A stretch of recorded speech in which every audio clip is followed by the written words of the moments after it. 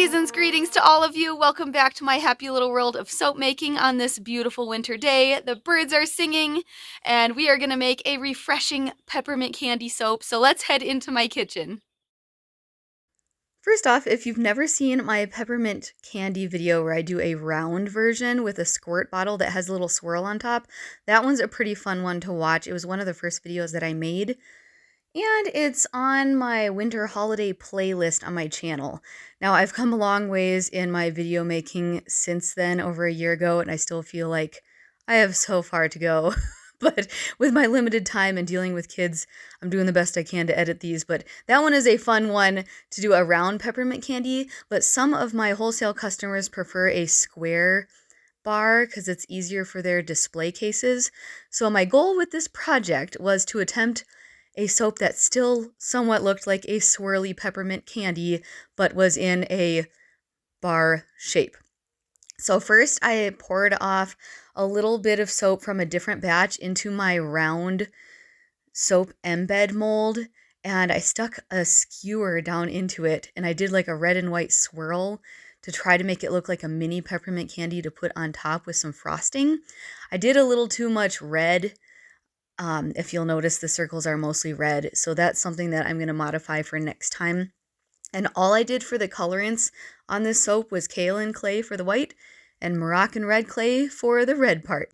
I do have a lot of customers that prefer no mica powders because they consider those synthetic, so I try to do just completely all natural with botanicals, so that's why I'm doing the clays. However, clays do accelerate trace. They thicken up very quickly because they're absorbing some of that moisture, and that of course happened to me again. I always get too thick of a trace when I'm working with clays, I feel like. So that's something to warn. You want a very light trace when you're going to work with clays so that you have a little more time, because the idea here is to pour the colors from each side at the same time and then just do a hanger swirl. So I was still able to accomplish that, but it was definitely thicker and a little bit more difficult to work with than I wanted. I had made these bars back at the end of August in preparation for Christmas time and holiday soap sales, and they're always really popular. I should have made more of the round peppermint candy ones because everybody absolutely loved those last year. So I will definitely be doing more of those again for next year's season. Now, just for added fun, because this is a candy, I did add some cane sugar in with the lye solution just to help boost the lather. You probably know this already, but anything that has some sweetness in it, like honey or maple syrup, stuff like that, any kind of juice will help the bars lather up a little bit better. And for a little extra fun on the top, who could resist a frosting piping on the top to pop the peppermint candies into? So I poured off some of this and just let it sit for a little bit so it could thicken up.